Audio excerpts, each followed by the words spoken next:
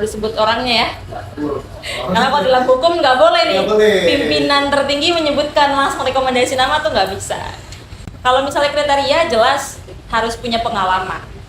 Jangan sampai nanti yang terpilih ataupun yang akan menggantikan saya dan Rafli adalah orang-orang yang ingin menghidupi dirinya sendiri atau mungkin lingkungannya atau mungkin sekelompok orang-orang yang ada di sekitar dia gitu.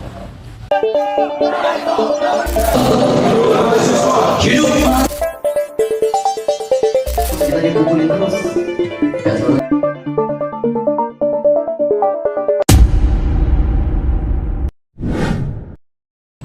Tiba saatnya kita mulai mengenang perjuangan penuh kecewa. Masa jabatan sebentar lagi pun kenangan manis akan tercipta. Kembali lagi bersama saya Ages dalam FEM for your motivation, dan kali ini saya tidak sendiri, ditemani bersama Wakil Presiden Eksekutif Mahasiswa Universitas Brawijaya. Halo. Saudara Kofifa Aksal Syed, atau yang kerap kita sapa sebagai Kak Caca. Halo guys, salam kenal teman-teman semuanya. Bagaimana Kak Caca kabarnya hari ini? Alhamdulillah baik banget. Hari ini lagi banyak kegiatan, tapi makin banyak kegiatan makin semangat gitu ya. Harus Semangat. jiwa muda kita harus tetap semangat. Jiwa mudanya membara hari ini, alhamdulillah. Baik Kak Caca, kini kita berada dalam momen menarik yang memudah kita untuk mengikuti perjalanan satu periode penuh prestasi bersama eksekutif mahasiswa khususnya di Universitas Brawijaya.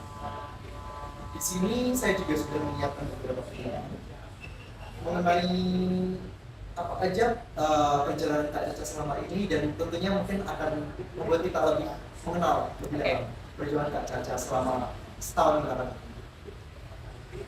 Baik Kak Caca, apakah pernah terbayang bisa duduk di sini sebagai Wakil Presiden Eksekutif Mahasiswa Universitas Brawijaya?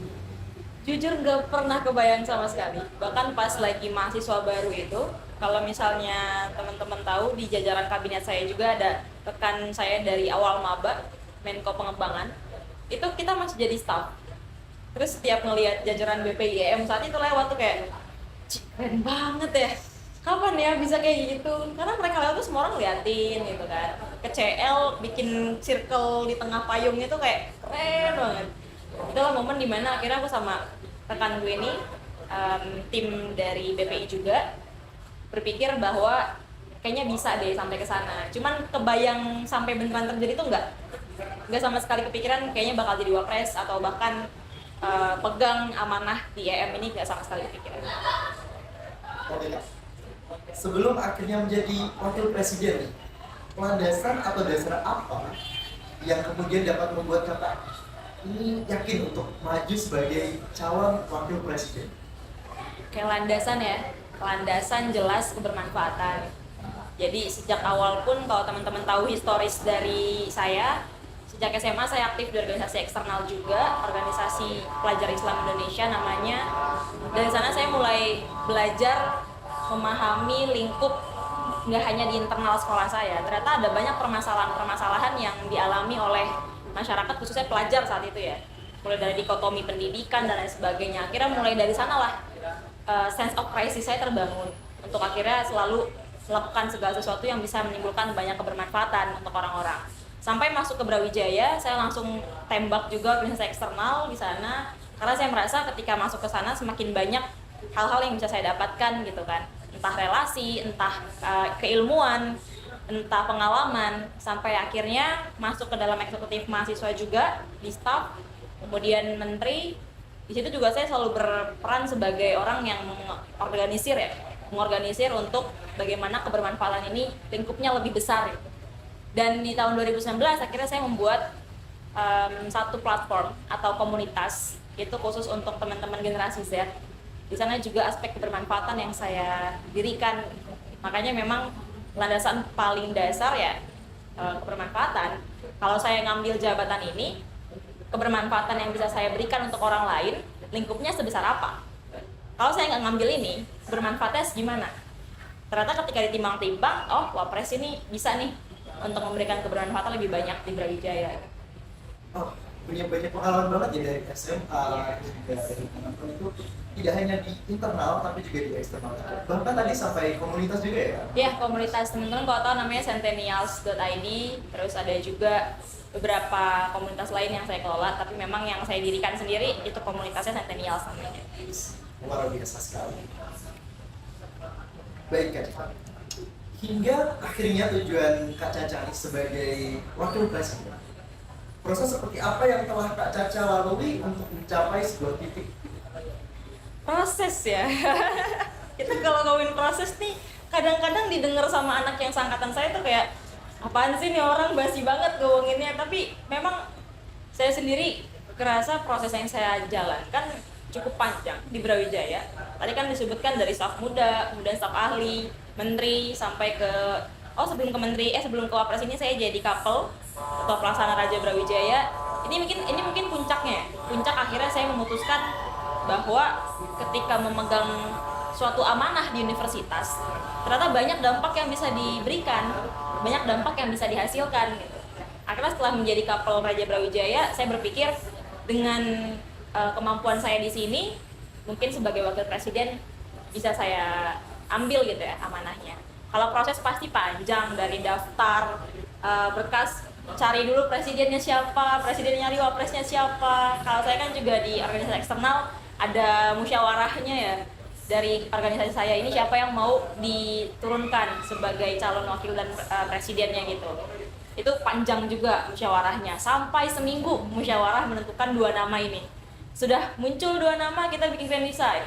Grand design bareng itu kurang lebih 3-4 hari. Setelah 4 hari selesai, lanjut ke masuk pemberkasan di KPU-nya, di pemiranya, panitia pemira. Baru kita masuk lagi ke debat publik. Debat publik belum selesai, kampanye sampai ke Kediri, UB Dieng, semua fakultas saya kelilingin. Dan itu juga butuh kos yang banyak, momen-momen kampanye kemarin. Cuman intinya tetap satu, gimana caranya hal-hal baik yang bisa saya lakukan ini bisa dimulai dengan niat yang baik juga. Dari proses kampanye, pencalonan, insya Allah semuanya nggak ada niat yang buruk lah untuk Brawijaya. Luar biasa sekali. Istilahnya kalau Genset sekarang bilangnya tak segampang itu ya kan? Tak segampang itu, bener banget, dari staf ahli, staf muda bahkan ya. Betul sekali. Berapa tahun tuh? Dengan segala hal yang Kak Caca capai saat ini, menurut Kak Caca nih, apakah ada atau Kak Caca ini merupakan sebuah pemimpin yang baik untuk eksekutif mahasiswa khususnya di Universitas Brawijaya? Iya. Sebelumnya makasih ya pertanyaannya, tapi sebetulnya pertanyaan ini saya tanyakan kembali kepada teman-teman kan. Sebaiknya seperti itu. Apakah sosok wakil presiden hari ini di eksekutif mahasiswa sudah menjawab keresahan teman-teman di Brawijaya? Itu pertama. Kemudian kedua, cocok menjadi tokoh yang baik untuk teman-teman di Brawijaya juga. Itu aja kuncinya. Kalau ternyata dengan hadirnya sosok Caca sebagai wakil presiden ternyata banyak menimbulkan perubahan baik di Brawijaya, dan juga saya mampu ditokohkan di sini, teman-teman bisa melihat saya sebagai sosok inspiratif gitu ya. Ya itu berarti kan salah satu indikator bahwa saya merupakan pemimpin yang baik gitu di sini. Cuman tetap saya kembali lagi sama teman-teman jawabannya. Jangan saya yang jawab. Tadi kan sebagai sosok pemimpin yang baik nih, menurut Kak Caca, apa yang khas dari Kak Caca buat eksekutif mahasiswa? Wow, kalau ini mungkin kelihatan ya di teman-teman hari ini, saya khasnya itu kolaboratif. Saya senang banget menjahit ya atau meramut dari beberapa sektor di luar eksternal itu untuk bergabung berkolaborasi dengan eksekutif mahasiswa. Tahun ini kemitraan kita dengan pemerintahan ada, dengan bank juga ada, BSI ada, Mandiri ada gitu kan. Semuanya kita gandeng. Yang penting kolaboratif, bermanfaatannya banyak gitu. Terus tokoh-tokoh besar di Indonesia juga kita undang datang. Kalau di acara terakhir kemarin ada Pak Muhajir. Terus kalau misalnya acara-acara sebelumnya banyak dari dirjen kementerian juga. Ya hal-hal seperti itulah yang menjadi ciri khas seorang Caca sebetulnya. Dan yang kedua, selain kolaboratif, saya ini memang terkenal orang yang suka mengayomi gitu. Jadi teman-teman BPH, teman-teman staff mungkin beberapa ada yang sering banget cerita-cerita story-story tentang bahkan kehidupan pribadinya gitu ya. Karena satu hal yang mungkin pernah saya dengar ya, ini saya dengar bukan saya klaim sendiri. Kak Caca ini bukan hanya pemimpin yang ditakuti atau disegani, tapi juga pemimpin yang disayangi. Kayak gitu kurang lebih ya. Ini semoga beneran nih, nggak tahu nih orang briefing apa nggak. Bener tuh Kak Caca, harus yakin. Amin. Harus yakin. Baik, Kak.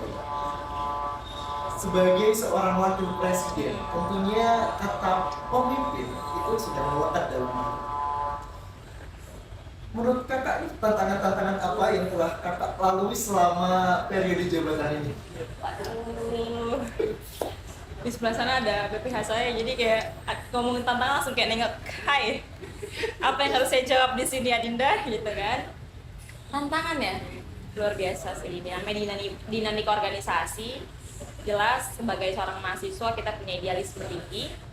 Idealisme ini seringkali berbenturan dengan realisme yang terjadi entah di tataran universitas, tataran regional di Malang, Jawa Timur, bahkan sampai ke tataran nasional gitu.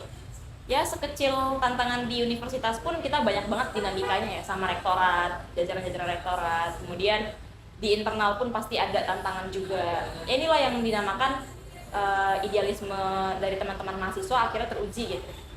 Sejauh mana bisa bertahan dari sana. Tapi memang namanya tantangan berbeda ya dengan ancaman ya. Kalau di SPWT kan juga beda tuh. Kalau misalnya tantangan ya memang harus dihadapi dan pasti ada solusinya gitu. Nggak mungkin stuck di sana kemudian selesai bubar jalan EM kan nggak mungkin. Makanya kurang lebih karena idealisme tadi akhirnya ada tantangan yang muncul. Ya itu sih ya paling ya kalau tantangan. Sebagai seorang wakil presiden yang memimpin organisasi tertinggi di Universitas Brawijaya, hal besar apa yang Kak Caca berikan? Jika boleh tahu dan untuk itu khususnya untuk mahasiswa Brawijaya. Bismillah, semoga masih dicatat amal baiknya ya. Takutnya ria gitu. Enggak, ini nggak ria, tapi ini bentuk motivasi mungkin untuk teman-teman bahwa ketika ternyata teman-teman punya satu posisi tertentu gitu ya, kebermanfaatan itu lebih banyak dihasilkan. Waktu saya nyusun rencana strategis dengan Pak Presiden Rafli, itu saya menyantumkan beberapa program unggulan. Salah satunya ada beasiswa karya paripurna, itu bentuknya jadi seperti filantropi abadi. Kalau teman-teman di EM pasti sadar uang kasnya dipotong 10.000 tiap bulan. Karena 10.000-nya itu yang akan diambil untuk beasiswa bagi teman-teman yang membutuhkan. Makanya saya menamakan skemanya beasiswa 10.000 gitu. Itu salah satunya. Kemudian ada Brawijaya Virtual Internship, saya menggandeng dengan pihak-pihak perusahaan di Jakarta untuk akhirnya memberikan kesempatan free bagi mahasiswa Brawijaya dan langsung bahasanya auto win lah, daftar magang di sana keterima, tapi virtual. Terus saya gandeng dengan pihak ketiga juga, namanya Rakamin Academy. Kemudian saya gandeng juga dengan beasiswa dari Bank BSI dan juga Bank Mandiri. Itu untuk teman-teman Brawijaya. Kalau Bank Mandiri mungkin spesifikasinya untuk teman-teman IT ya, Pilkom, MIPA, Teknik. Tapi kalau BSI ini untuk wirausaha. Akhirnya di BUMM pun, Badan Usaha Milik Mahasiswa, kita punya beberapa anak perusahaan yang itu sudah pernah saya gandengkan juga dengan BSI untuk dibiayai permodalannya, diberikan pelatihan wirausaha dan lain-lain. Ya kurang lebih itu ya. Kalau program-program lain banyak sebetulnya yang membutuhkan relasi misalnya atau yang membutuhkan jangkauan lebih luas. Terus kemarin juga saya membantu proses pengawalan UKT Crisis Center, itu kan bentuk-bentuk kewajiban ya, cuman kalau inovasi tadi yang saya sebutkan. Baik, jadi kita sebagai staf Kabinet Karya Paripurna, jadi tidak hanya belajar berorganisasi, tapi juga berkontribusi tentunya untuk mahasiswa. Seperti yang Kakak Caca berikan tadi, kita potong kasnya. Tentunya kita sebenarnya tidak sadar juga ikut membantu mahasiswa-mahasiswa yang mungkin tidak atau mungkin kurang beruntung dalam segi finansial. Luar biasa. Saya mengapresiasi besarnya. Terima kasih, semoga berdampak ya sama teman-teman. Baik, kita beralih pada sistem. Jika boleh tahu strategi seperti apa yang Kak Caca punya sebelumnya dalam pembentukan kabinet kerja paripurna ini, khususnya dalam ya flashback ke belakang. Strategi ya. Kalau strategi pasti semuanya sudah tertuliskan di dalam Renstra, rencana strategis eksekutif mahasiswa. Jadi teman-teman bisa baca, barangkali mau maju lagi tahun depan misalnya ada yang mau maju gitu kan, bisa nih ada portofolio lagi gambarannya Renstra gitu. Nah, yang paling penting untuk saya ya, saya selalu mentabulasi atau mengumpulkan sumber daya yang saya miliki yang itu bisa digunakan di dalam eksekutif mahasiswa ini. Di Renstra itu makanya ada tabulasi source gitu, kalau teman-teman lihat. Jadi kementerian mana yang bisa saya gapai, yang saya bisa reach, kemudian instansi perusahaan apa yang bisa saya reach, terus komunitas-komunitas mana yang bisa digandeng dengan eksekutif mahasiswa. Itu tabulasi source pertama. Jadi kemampuan teman-teman itu harus sesuai dengan pekerjaan yang teman-teman lakukan, itu harus sesuai dengan kemampuan yang teman-teman miliki. Source tadi, sumber daya yang dimiliki gitu. Setelah tahu nih ternyata batasannya sampai sini, ya udah nanti eksekusinya jangan berlebihan, sesuai takaran saja, terukur gitu dan pasti. Itu strateginya kayak gitu. Dan jelas kalau misalnya ngomongin source tadi, kita selalu memisahkan source itu dalam beberapa kelompok gitu ya. Ada mitra strategis, terus mitra kritis. Kalau mitra strategis itu kan berarti teman-teman yang memang punya komponen strategis untuk akhirnya membantu program-program di eksekutif mahasiswa gitu. Kalau mitra kritis ya mereka yang membantu untuk menyumbangkan gagasan-gagasannya, ide-idenya, kemudian kritik-kritiknya terhadap EM gitu. Biasanya mitra kritis ini dari teman-teman organisasi eksternal, teman-teman dari luar Universitas Brawijaya, ya gitulah intinya. Kurang lebih kalau misalnya strategi semuanya selalu saya kedepankan tentang kolaborasi. Jadi EM ini kalau mau banyak dampaknya, mau banyak yang dihasilkan, harus kolaborasi biar lebih besar jangkauannya. Lanjut, setelah Kak Caca mungkin tidak lagi menjabat sebagai wakil presiden, kita berandai-andai dulu nih Kak. Berandai-andai maksudnya ada periode gitu? Bukan, Enggak dong. setelah ini dong Kak. Oh iya, Setelah misalnya tidak lagi menjabat sebagai wakil presiden, Iya. apa harapan Anda khususnya untuk mahasiswa Universitas Brawijaya yang tahun di tahun Selanjutnya harapan ya teman-teman, ini udah era disrupsi, era dimana terjadi percepatan perubahan yang menuntut teman-teman untuk akhirnya adaptif terhadap segala hal ya. Disrupsi di pekerjaan saja, teman-teman tahu hari ini banyak banget pekerjaan baru yang bahkan dulu tuh nggak ada gitu.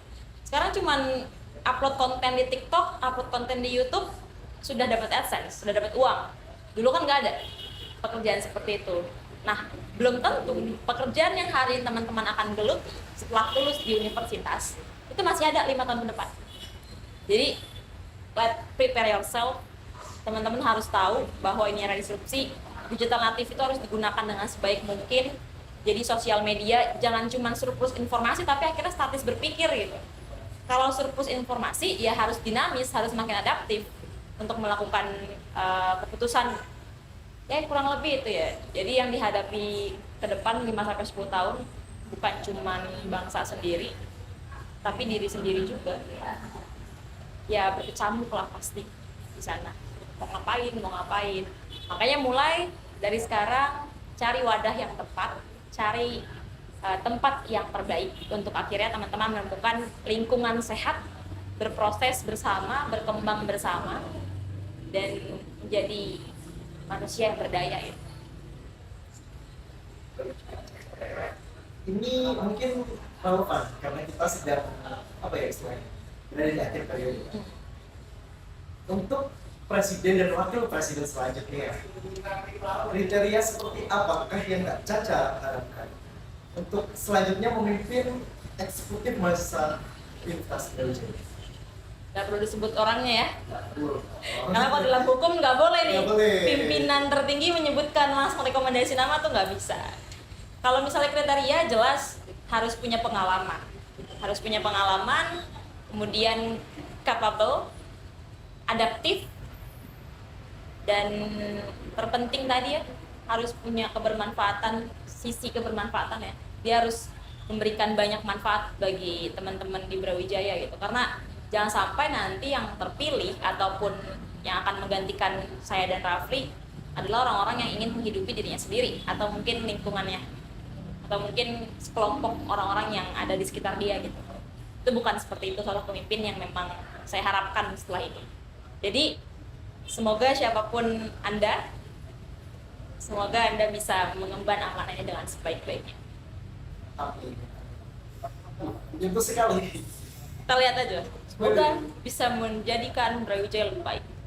Kita lihat ya. Apakah bisa sekeren Kak Caca? Amin ya Allah, harus keren. Terus selanjutnya Kak Caca. Oke. Baik, ini mungkin terakhir loh.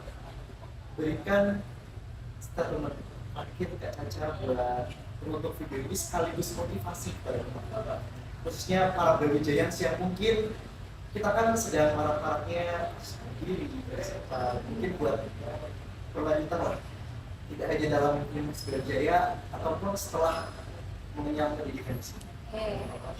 Teman-teman, ingat teman-teman itu semuanya berharga. Teman-teman punya value dan daya insaniah masing-masing di dalam diri seorang manusia secara naluriah. Jadi tolong yang harus teman-teman pahami adalah jika teman-teman sudah menduduki kursi perguruan tinggi di Universitas Brawijaya, maka ada satu kalimat yang paling melekat dalam diri teman-teman adalah mahasiswa. Kalau bicara tentang mahasiswa, maha di depan. Itu bukan lagi seorang siswa yang harus dibimbing, harus dibina, tapi teman-teman punya tanggung jawab untuk akhirnya mampu membimbing dan membina masyarakat. Makanya saya selalu bilang, mahasiswa itu yang di dalam kepalanya tertanam narasi-narasi optimis, termaktub mimpi-mimpi besar, dan pada pundaknya tersandar harapan bangsa. Karena memang seberat itu. Jika teman-teman berdiri sebagai seorang kaum terdidik dan terpelajar. Pesan saya juga, jika memang setelah lulus dari Universitas Brawijaya teman-teman mau bekerja, akhirnya memenuhi kebutuhan sendiri dan keluarga, itu harus, tapi tetap jangan lupa pikirkan lingkungan sekitar, pikirkan kebermanfaatan untuk masyarakat yang mungkin membutuhkan. Karena pentingnya sebagai seorang manusia berpendidikan adalah mampu bermanfaat atau memanfaatkan ilmunya, mampu bertanggung jawab atas intelektual untuk masyarakat di Indonesia. Jangan lupa ada amanat di Undang-Undang Dasar, mencerdaskan kehidupan bangsa. Luar biasa sekali. Saya menerima begitu banyak insight. Kita masih singkat seperti ini. Langsung digampar ya. Baik, terima kasih Pak Caca. Saya ucapkan telah menyempatkan dan bergabung dalam acara FGD ini.